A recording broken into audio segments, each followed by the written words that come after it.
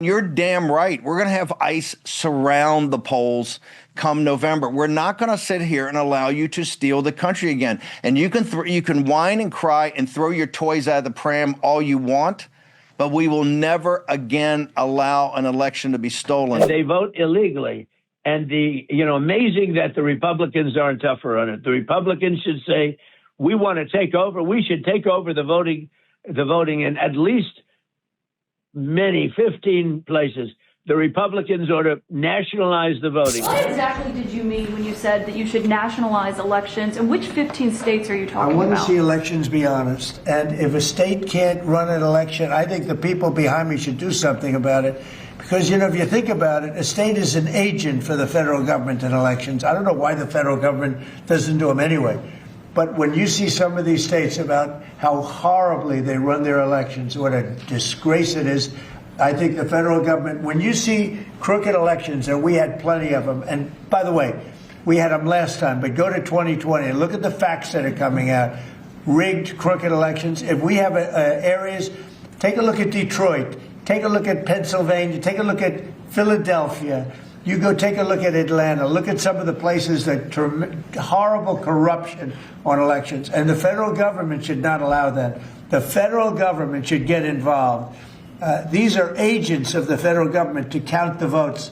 If they can't count the votes legally and honestly, then somebody else should take over. My next source is the independent senator from Vermont. Bernie Sanders is here.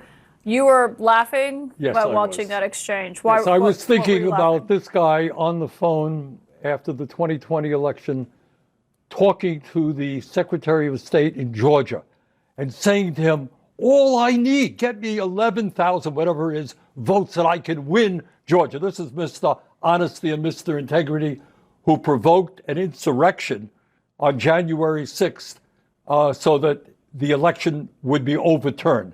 The idea that anyone would trust for 1 minute this guy running an honest election would be beyond comprehension, not to mention that obviously he has not read the Constitution of the United States, which has states running elections, not the federal government. I think every place he listed, those are states he lost in 2020. What a shock. And no doubt that every state he won was perfectly honest, no problem.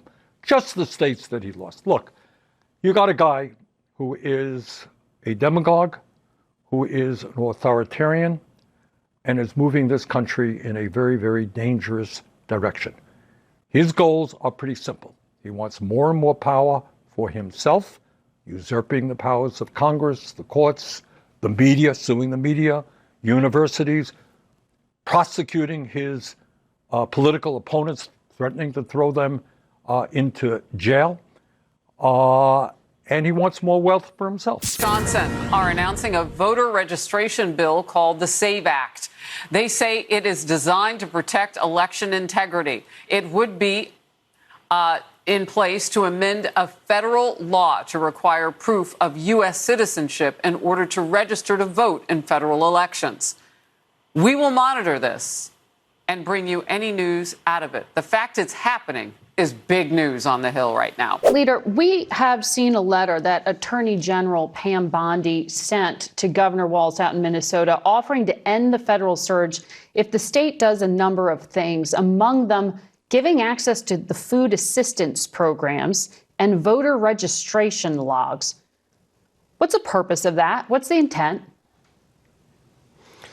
Well, I haven't read that letter between Pam Bondi and the governor, but I know that we are investigating tens of billions of dollars of potential fraud coming out of Minnesota. There have been hearings that have already been held. We have a lot of whistleblowers talking to us about major theft of taxpayer money coming out of Minnesota. And these are stealing programs from learning centers, from disabled students, programs that are being stolen, and the governor did nothing about it. But and voter obviously registration we're investigating that laws? aggressively. As a conservative, does that make you a little uncomfortable that they're demanding the state hand over voter registration logs? Like, what's the purpose of that? To end Well, I haven't ICE seen enforcement? the letter. I know we're trying in Congress to deal with putting laws on the books that will make sure that we protect the integrity of the vote nationwide. States like Minnesota have had problems with voter integrity. We want a national standard. The SAVE Act, which makes sure illegals can't vote, but also making sure you show picture ID. Those are things we're pushing for. That's across the board federally. Well, non-citizens cannot vote. Donald Trump is making it plainly obvious and clear that he has absolutely no intentions of keeping the 2026 midterm elections free and fair. I mean, it obviously goes without saying that a federally controlled election process is not conservative. It's a massive expansion of government. There's a reason that we have state-controlled election processes, because it makes it less likely for there to be fraud, because the responsibility is divvied up among the states, and they all control that. Now, the thought that a man like Donald Trump would be free and fair in a process to where the federal government observes it, and he mentioned that maybe we should do this in 15 states, is ridiculous. Because first and foremost, it's pretty normal for the opposite party to take control of the House in the midterm. So even if Donald Trump wasn't completely tanking in the polls and popularity, it still would be pretty much a guarantee that Democrats would take the House back. So we already got history. But then, with Donald Trump breaking all of his promises, destroying the economy, being caught up with all the Epstein stuff, and just his open, brazen, corrupt deals that he's done with other nations, the idea that this man, who literally led an insurrection on live television, is going to do this honestly. And it's not just this comment. He's talked about how, maybe we shouldn't have the midterm elections at all because Republicans are doing so good. We're so popular. There's no reason to change managers. But at the end of the day, that's not how this works. And one of the things that I point out often is the fact that Donald Trump is 80 years old. It's not, let's say that he was in a position to be the autocrat of the United States, which he's not. You would think that maybe this dude could be a bit younger, maybe in his 40s, 50s, even his 60s, but 79 and his whole diet is comprised of McDonald's and Diet Coke, and he don't know nothing about nothing except swindle and con.